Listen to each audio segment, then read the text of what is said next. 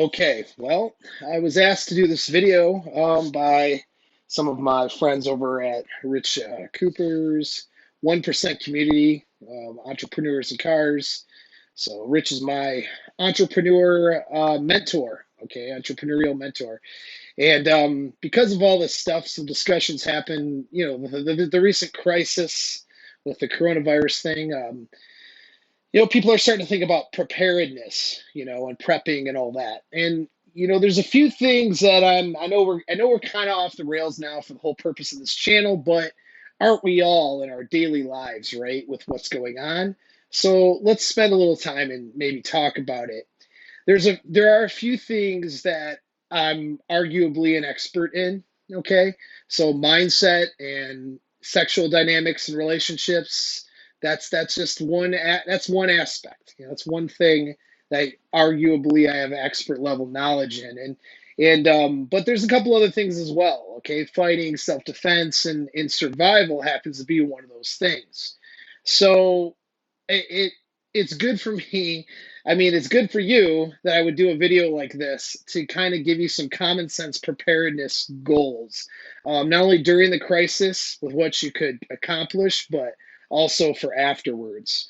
So administrative stuff here. Slide your finger over and hit the subscribe button. This is one you're going to want to share with people. All right. So what you have out there, here's the problem with preparedness and preppers and the shit hit the fan mindset. Okay, is that people are full of crap.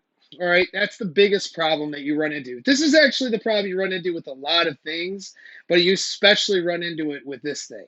Okay, you're wanting to know what you should do to be prepared in an emergency, and you got some dude who maybe wears camouflage all day long and who's out of shape, who has dreams of, killing zombies with shovels and tilling his garden with his big titty wife in the zombie apocalypse, and he's going to tell you all this crap that doesn't apply to you, and it doesn't apply to him either, because these are scenarios that will never happen in real life. And so that's the problem, is people will invest, the people that are involved in this kind of stuff, they're not like me. They didn't go through military training and various different survival schools and actually go out in the field and reconnaissance missions for multiple days and have to survive out there and been to third world countries and seen what people are living like in these kinds of crises. Okay, they're not killing zombies. All right, it's not nuclear fallout. They're not living underground. You know what I mean? In all of the movie sci-fi scenarios that people jump to, these are not what happens. What happens is what's happening right now. This is what happens. Okay, that's the other part. Is all right. Well, so realistically, we're in a first world country. It's the likely scenario you're running into isn't where you have to live for a year in your cave underground, okay? Because the nuclear missile hit. It's probably not what happened, okay? That's such a very, very small, that is like trying to prepare, I don't even know, or a meteor, even if a meteor hit, like we'd still be better off. I mean, I don't even know in what realm of reality that's actually going to happen. What really happens, though, are these types of crises, epidemics, viruses that we can't quite figure out, and government. It's really people that happens. Okay, government overreaction, people overreacting, draining resources, draining the economy, economic crashes. These are the things that, a grid goes out. You know what I'm saying? These are the things that happen, all right, where you're out of resources for a short period of time. Your life still goes on. You don't get to go into your commune now and shoot zombies and, and make churned butter with your feet or whatever. Like, that's not what happens. What happens is you still got to go to work. But now your power's out or whatever. There's a gas crisis, but you still have to figure out how to get around. You still have to figure out how you're going to make money, function, put food on the table when you're isolated to your house in an epidemic, a virus epidemic like this one. These are the things that happen. Okay, it's not this fantasy scenario, but people like to talk about the fantasy scenario because then they don't have to do anything to prep for the real scenario. You see what I'm saying? So I like to, and so the biggest problem with this stuff, and I see the same problem with sexual dynamics. I see the same problem with fighting. God, I deal with this all the time in the martial arts world and the combatives world and the fighting world. Is people just love the fantasy and the delusion because we're dealing with something that is directly threatening to our lives. So an epidemic could be directly threatening to your life and your lifestyle, your way of life. It is threatening your way of life right now. And so when you're comfortable and happy, people delude themselves for what it's going to be like because then they don't have to face the reality of what it's going to be like. You know what I mean? So that's the first mistake. Don't delude yourself. Oh, okay, don't pretend like it's a Disney scenario or some cool movie scenario. Like it's not like that. Let's talk about what it let's talk about what it's really like, so then we can prepare for what it's really like. Okay, and then the second part of the problem is the way that people delude themselves is they like to. It's always about what they're going to do. Well, if that happens, what I'm going to do is this. And it's always their survival is always pending on some action and sort of resources that they're going to do, going to get in the future. It is not pending on what they have and available to them right now. See, when a crisis happens, nobody's going to send you a text and say, hey, bro, the crisis just happened. All right. The apocalypse now is happening. So where you can press the button and initiate your, survival plan right now. Okay. Or it's happening 3 days from now, so you start initiating. Like, that's not how it works. All right. There is nobody that's going to tell you you're in a shit hit the fan scenario. You just find yourself in the scenario. I mean, just a couple of weeks ago, you guys are going to work like normal, and now you're locked into your houses and you can't go to a restaurant. You know what I'm saying? Like, this happened in a matter of days. And so, and there were different reports, and nobody knew what to believe or take seriously. And it's still the same way. Nobody, people bought toilet paper, for God's sakes, instead of actually doing real stuff. And so, that's what happens, okay? Like, but don't be a victim of that, all right? So you don't think of this in the future magic scenario. Think about, when you think about preparedness, you got to think about what you have on hand right now and what actions you could take right now to do something about what happened. In other words, a lot of people will say, well, I would go out and do this. I would go and get these resources. I would go to this place in the country. I would go to my friend's house because they have this. Well, maybe you don't get to do that. You know what I mean? Anything relying on somebody else or going to pick up resources somewhere else or whatever, that's not necessarily something you can just rely on. So it's all about what you have. Preparedness is having things on hand right now. And then the other part of this is it doesn't need to interrupt your life. In a few weeks, this thing's going to be over with. Okay. And most of you are going to forget about the whole thing because your attention span sucks. You've ruined it through social media and through your phone. So now most people are going to go, blah, and forget. That's what they're going to do. They're going to make that noise that I just made and just forget, and it's going to be the next thing. I mean, they'll know it happened. They'll talk about it. They'll post about it on their social media accounts, but they won't actually fucking do anything, right?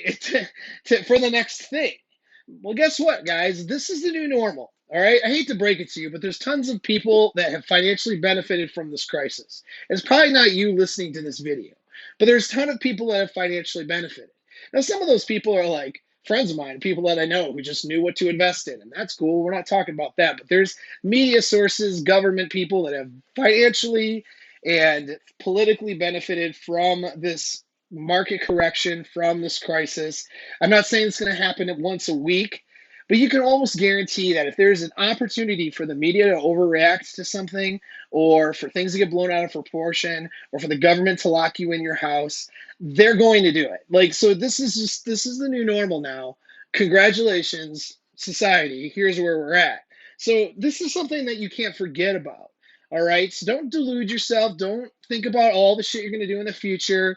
And don't just forget now because life's kind of back to normal. Life will get back to normal. You'll survive it.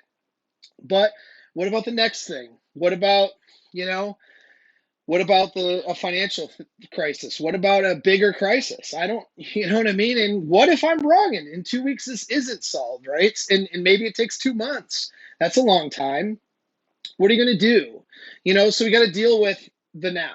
All right, so that's what's important is don't delude yourself. Let's deal with reality. Let's deal with the now. Okay, so first off, how's your physical health? You out of shape? Why? Why are you out of shape? All right. Can you comfortable if you don't have a health condition, you have no excuse. Can you walk at a fast pace at a let's say and we're not talking military standards, it's just like how what you need to survive. Could you walk a couple of miles at like a 20-minute pace? If you can't, if you haven't tried doing that, that's a problem, right? If you can't, can you jog at a 9-minute mile pace for like 2 miles? If you can't do that, no excuse, none whatsoever. We're in the particular crisis we're in is an epidemic, right? How's your health? How's your body fat levels? How's your overall cardiovascular health? How's your just general health? Do you have a blood test done if you're over 35? Why not? See what I'm saying? These are basic common sense. This is basic common sense shit. This is not nothing to do with wearing camouflage and having a 4-day-old beard and trying to figure out how to light a fire without a match. All right. This is basic shit. You have to have your health in order. All right. Whenever I see a fat prepper, I look at him and I just laugh at myself because you're not prepared. If you're overweight and you're not in good health, you're not prepared because the first people to die are the people who are in bad health, right? We see this in a virus. Who is this virus lethal to? People who are in bad health, right? People who are, you know, elderly who have potential health issues. You know what I'm saying? People who aren't elderly but have like respiratory cardiovascular issues, people who don't take care of themselves are at risk when you have viruses. They're at risk in any crisis because now you are dealing with lack of resources, possibly lack of transportation, possibly lack of medical care. It is no mystery, should be no mystery to you that those who are in halfway decent health, okay, are going to be more survivable than those who aren't. So how about let's work on your survivability when there isn't a crisis and get your health in order. All right. So that's that. Okay. So your physical health, that's your first thing you should be thinking about in terms of because your physical body and your mind right here, that's your biggest survival tool. But this is worthless if this doesn't work enough for you to do what you need to do to survive. Okay. So how about your finances? These dudes who have YouTube channels, written books, and they live in some trailer somewhere and they're $30,000 in credit card debt and they don't even have like more than a couple weeks worth of money saved, let alone a couple months. I'm sorry, why do you have a year and a half worth of food and a bunch of camping equipment, right? Maybe you should have like 2 months worth of income saved someplace liquid in case something happens. Now, my recommendation is actually 6 months. I know it's hard to do though for a lot of people, and that's okay. And I don't mean to, chastise you for it, but you know, your financial health is going to be just that's going to make your survivability in these types of crisis, not your ability to hunt wild game. Okay, like if you are financially well off or financially prepared, you're going to be much better off than 90% of everybody else. All right. So your financial health, just like your physical health, that's your next thing is your financial health. Now I know that's harder for a lot of people. Whatever. Maybe you don't make that much money. Maybe there's a lot of things. I get it. Whatever. But here's the thing. Don't make excuses for it. Just fix it as things go along. Okay, so you're not prepared financially today. What about next year? So you can be prepared next year. You could have 2 months worth of income is better than 0 months worth of income saved. You know what I'm saying? And I know I've been in the financial, down in the financial dirt myself. So I know how it goes.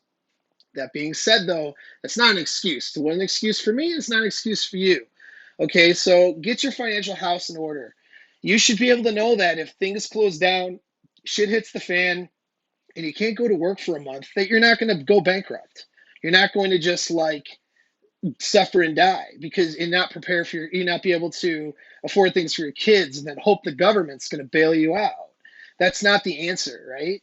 So my recommendation: 6 months worth of income, at least. Not, I mean, if you make $20,000 a month, you probably don't need that to survive. Maybe you only need like 3 grand a month. You know what I'm saying, to for your bare minimum needs. But whatever it is to pay your minimum, to keep your minimum needs taken care of financially, have at least 6 months of that. That should be your goal. But again, 2 months is better than 0 months, right?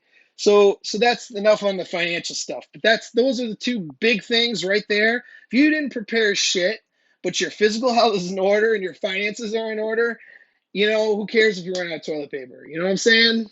Like those two things are going to help you a lot. So next thing is vehicle. Okay, you want a vehicle that can weather storms, somewhat decent gas mileage, preferably something you could take off road, preferably something 4-wheel drive. So let's say your daily driver is let's say you got a badass sports car, you know what I mean, but you don't take that out. That's cool. It's probably not your shit hit the fan vehicle. You know what I'm saying? Maybe you have a very economical vehicle that you take to work and daily driver. That's cool, but consider owning like a four wheel 4x4 truck. All right, for if you need to go off road, if you need to get out and get away from some things, consider having that, or an SUV with some clearance. With 4-wheel drive, especially if you're up north where there's winter. I mean, let's say you have a crisis in the winter. Do you think that do you think that the plows are going to be out just plowing? Like you might have weeks of roads not being plowed in a blizzard scenario. Maybe you want to get out of that area. Maybe it's too dangerous for you to be there. What are you going to do if you ditch your car because you're driving your daily driver that's a small, I don't know, front wheel drive vehicle? Who's going to come get you? You know what I mean? Probably nobody. So these are things to think about. So depending on your climate where you're at, but especially up north where it snows and you get bad road conditions, you kind of want to consider a 4-wheel drive vehicle. Okay, that can get you out of stuff. All right, so now we're going to go through the actual preparedness list, the things you need to have on hand, the right now shit. Okay, so getting your physical health in order. I don't know how badly out of shape you are. Maybe that's going to take you a year, right? So maybe the financial things that take you a year or so to get at least where you can have a few months of income set aside. I mean, okay, right? Vehicle, you got what you got right now. If you don't have a bunch of money to go just buy something with 4-wheel drive, make it a goal. You know what I mean? I get that. But let's talk about some immediate stuff that you can do. If you're in a country, you need a gun. So I'm just going to say it. I don't care what anybody tells you. I don't care about the politics. Politics are bullshit. And honestly, a crisis doesn't care about your views, your political views. You need a firearm. All right. Look what people are doing right now. Okay. And it hasn't even gotten bad. People have just been ordered to sit in their house. They weren't ordered to go fight in a world war. They weren't, they're not out of anything. Nobody's actually out of anything. You can wipe your ass with your hand and a bottle of water.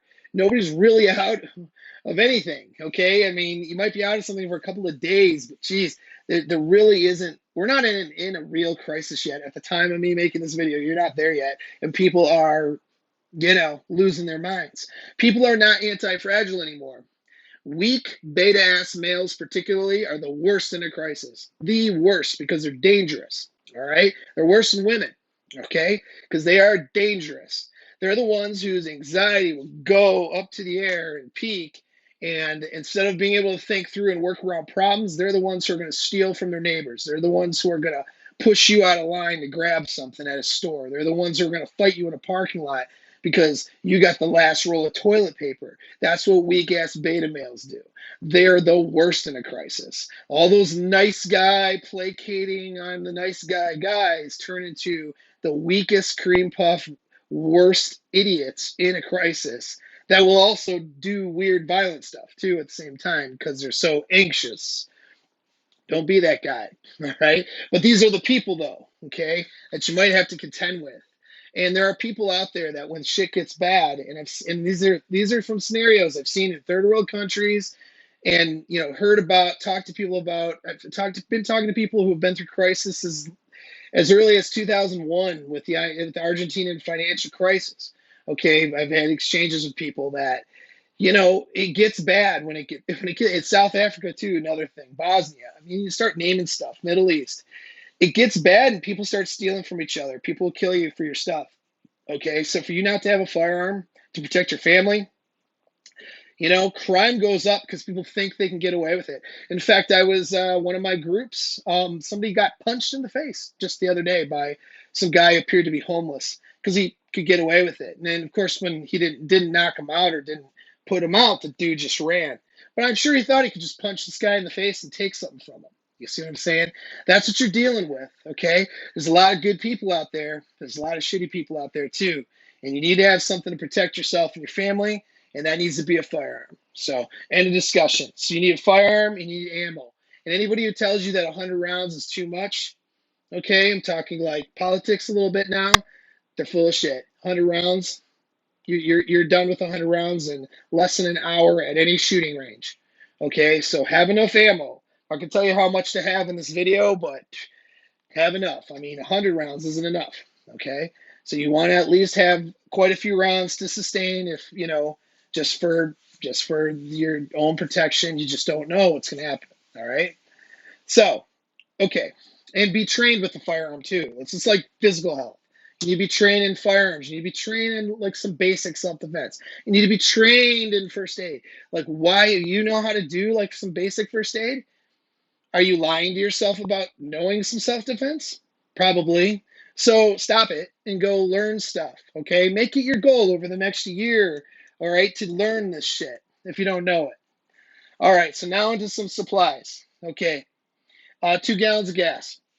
2 gallons of whatever gas that your vehicle takes on hand, your bug out vehicle, whatever it is, have that.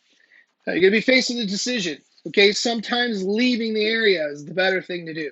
So, for example, if I was like, I'm in Afghanistan right now, so hey, where can I go? But if I was in like Detroit right now, there's only like 45 cases of coronavirus right now. But let's pretend that it was like the Detroit was some epidemic area where they couldn't contain it, and 45 grew into 800 in like a week, and it was just spreading.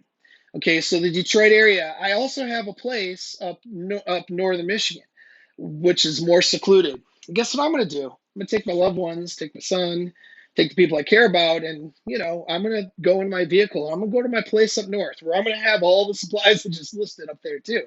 Okay, I'm going to go someplace where I can still get resources, but there are not crowds of people. So that's another thing. Like, stay away from crowds of people. The people who are like, cool, these cruises are cheap. You're an idiot. Don't go on a cruise. Okay, do you want to get quarantined and forced in the cruise ship by the government for as long as they tell you? That doesn't sound like a good time to me. All right. Meanwhile, your bank account's getting drained further and further because it won't let you off the damn cruise because someone had some virus. Don't do that. Don't go to areas where there's mobs of people, because mobs of people lead to mob mentality and bad shit happens. Don't do that. Okay, that's a bad idea. All right. So go somewhere. So if I had so that would be an example too. Having another place that you can go is a great preparedness tool. So I would go to my place up north, but I got friends that I can go to too. Maybe you need a friend you can go to, but just somewhere kind of out there that's not around where all the people are going to riot and loot and kill each other. Get away from that shit. Okay. Most people will not even listen to my video. Most people have already logged off my video because they're too stupid to get this far.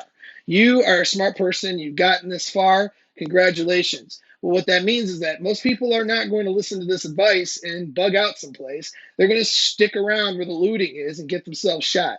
Don't let that be you. And if you're like super badass who is impervious to bullets and all that stuff, well, God bless you. But what about your children? What about your girl? What about your other, people that you care about, right? So you might want to get out of those areas. And that means getting in that vehicle I talked about and driving away. That means having what's called a bug out bag for 5 days worth of supplies, having your guns, having your gun and your ammo, okay? And having that 2 gallons of gas for emergency in the vehicle. So if you run into a problem where you cannot refuel, you have at least, 2 gallons worth where you can try to come up with a plan to get to refueling. You know what I'm saying? And so these are minimum standards. Obviously, your plan is going to vary based on your situation. So there are times when you're going to bug out, okay? And so that's what you do. There are times when you're not. You're going to stay in. Either way, where you bug out to, okay, or in your actual normal home, you need to have these things on hand that I'm listing, all right? And so that's, again, the 2 gallons of gas, and then everything else, you want a 30-day supply of stuff. Okay, why 30 days? Again, this is not the apocalypse where you're living underground for 5 years or a year or even 6 months. Okay, in 30 days, if I'm in a situation and things are not better in like 2 weeks, I'm already getting a plan together to get other resources. So I'm not running out of my 30-day supply of stuff and then going, now what do I do? Okay, in about a week or so, I'm going to have an idea where this is going, and I'm going to start preparing for additional resources and stuff like that. You know what I mean? And I'm going to do it without panicking, okay? Without panic buying. I'm going to just look at the scenario and make those arrangements. 60 days is prudent. If you have 60 days supply worth of stuff, that's actually probably the best way. You don't really need more than that. Any more than that, you're taking up a lot of space in your home for a lot of nothing. All right. And you're spending money and resources on a lot of shit you don't need. You just don't need all that. But I would say 30 days though is your minimum. So we're gonna go based on that. All right. So we want about $1,000 of cash on hand. I'd say $1,000 to 2 grand, depending on how many members of your family you have. But you run into a scenario where maybe banks close, maybe ATMs are closed. You can't just pull cash out. You know what I mean? Funds can be frozen. Things happen in crisis. So you have at least a couple of grand on hand to weather you through the storm. That's good. And I'm talking in cash. So you take that $2,000 or whatever it is you need in cash and you stick it in your gun safe and you don't think about it. Okay. It just stays there until there's a crisis where you need to pull that cash out and use it. All right. Um, First aid. So you want a first aid kit. You want to know how to use it. Okay, we already talked about that. Want some ibuprofen and some Tylenol in the first aid kit, and also some multivitamins. All right. Nutritionally, you don't want to get nutritionally defunct or anything like that. And multivitamins can help you when you have a shortage of green vegetables, fruits, things like that, if that's the situation you're in. You want 30-day supply of hygiene stuff. That's your soap, your toothpaste, toothbrush, alcohol, rubbing alcohol, and baby wipes. All right. So you should not be, and if you want shit paper, that's fine. Do shit paper too. Do toilet paper. But if you have baby wipes, that solves the problem. You should have enough baby wipes for everybody in your household for 30 days worth of crapping. Okay. All right. So, and then you want 30 days worth of food, roughly around, depending on, unless you have small kids, but roughly around 3,000 calories a day per person is pretty good. Okay. That's being generous for most people. All right. I mean, you can accomplish this a number of different ways, but an easy way is to have a large bag of grain, okay, some canned meat and some canned fish. So that's the easiest way is just a large bags of grain, canned meat, canned fish. Okay, and salt. Don't forget the salt. You want salt, okay? Your body needs salt. All right, you need salt for a number of different reasons to hold in your water, your electrolytes, all that stuff. And so a lot of people they prepare for their foods, they prepare for food and they don't have enough salts on hand, or they don't think about the salting aspect of the food. So you need it. Okay, it's not just for flavor; it's actually for your health and for balance and all that stuff, and for your electrolyte balance. Okay, so now another thing about that is learn how to use everything. So don't wait till the actual emergency to figure out how to cook the grain that's sitting in a bag in your basement. You know what I mean? If you've never cooked grain before, do it once to try it. Figure out so you're not burning up your supply trying to figure out how to use the shit you got. All right, that's what people do. Actually, like figure it out. If you got a bag of barley or something, do you know how to cook barley? Well, figure it out. Use Google, okay? Don't wait till the crisis. All right, these are things you want to rehearse. Do it at least once beforehand so you know. Now, water is going to depend on your area. I mean, if you're in Arizona, for example, with no water sources nearby, yeah, you might need to stock up with 30 days worth of water. That's about a gallon of water a person. Okay, that could be a lot of water. All right, that's a lot of resources. Water is a bigger deal. Like all these other supplies can take up literally almost no space in a dry area in your house. Like it's really nothing. 30 days worth of food supply and all this other stuff I mentioned is nothing. Water though can take up a ton of space. So that's one you're gonna have to kind of work out. Now, up in like the Midwest, like up in Michigan, I mean, I got so many lakes nearby. There is no such thing as a water shortage up there. I got nothing but fresh water. So my concern then for me up there would be more purification. Okay, and so remember I said 2 jugs of bleach, or did I say jugs of bleach yet? If I didn't say jugs of bleach yet, you want 2 jugs of bleach. Okay, you can use bleach to purify water as well as boiling. Okay, iodine tablets, stuff like that are fine, but for 30 days worth, I mean, you can actually, I mean, I'm not going to tell you how to do it. Just get on the internet and figure it out. It's not hard, but you want to just boil your water. You can get it from any nearby freshwater source. And if you can boil it out and use a few drops of bleach, and you're going to be just fine as far as purification is concerned. Okay, but that's the thing you'll have to figure out. What's 30 days worth of water look like for you, and where's your source? And then the other thing is you just want to make sure you can light a fire. All right, how are you going to cook if your power's out?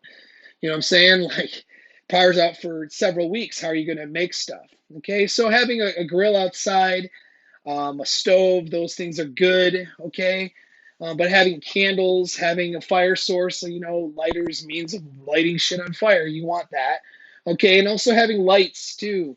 Have a couple of lights with some batteries and extra batteries for stuff. All right, so you want batteries on hand, flashlights, lighters, preferably butane that's windproof, and some candles too. Okay, and so right there, that's all your bug out supplies. That's your supplies, not just bug out. But that's your emergency supplies. If you don't have this, if this little crisis happened, and you don't have any of this stuff on hand, like, shame on you. All right, like, really, and don't do that again. You're gonna be fine. This crisis is gonna be over. You're gonna be just fine. But don't be stupid, right? Like, don't let this crisis pass by and learn nothing from it.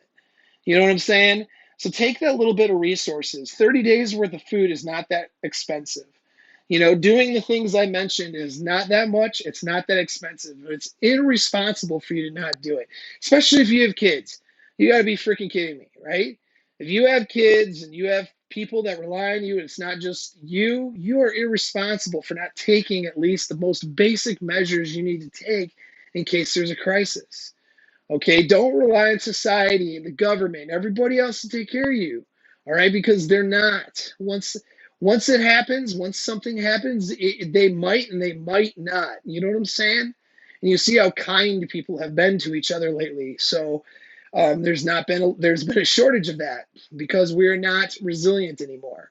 Okay, so if our culture is not resilient, people are panicking all the time.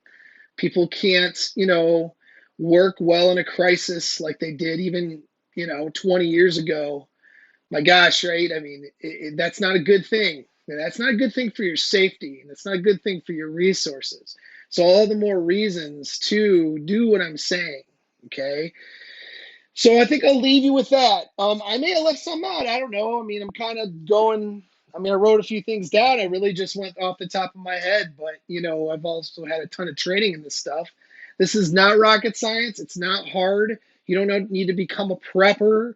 You don't need to have some weird prepping lifestyle. These people are people with low self-esteem. Okay, these are people that have some apocalyptic identity. They're ridiculous. A lot of these people are. You don't need to be that person. All right, you can be a normal person, but you need to be prepared though. You need to take care of you. All right, you need to take care of other people around you. How are you going to help your neighbors, your elderly neighbors, or people you know and care about if you don't have anything to take care of yourself? You know.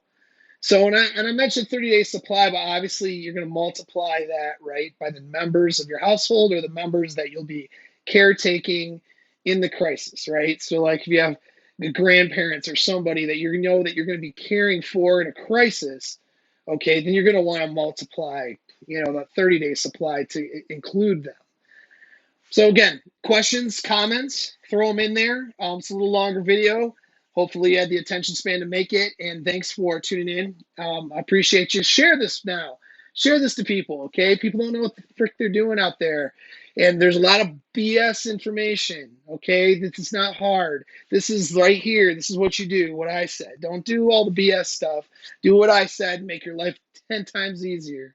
All right. So thanks for the support. Talk to you later.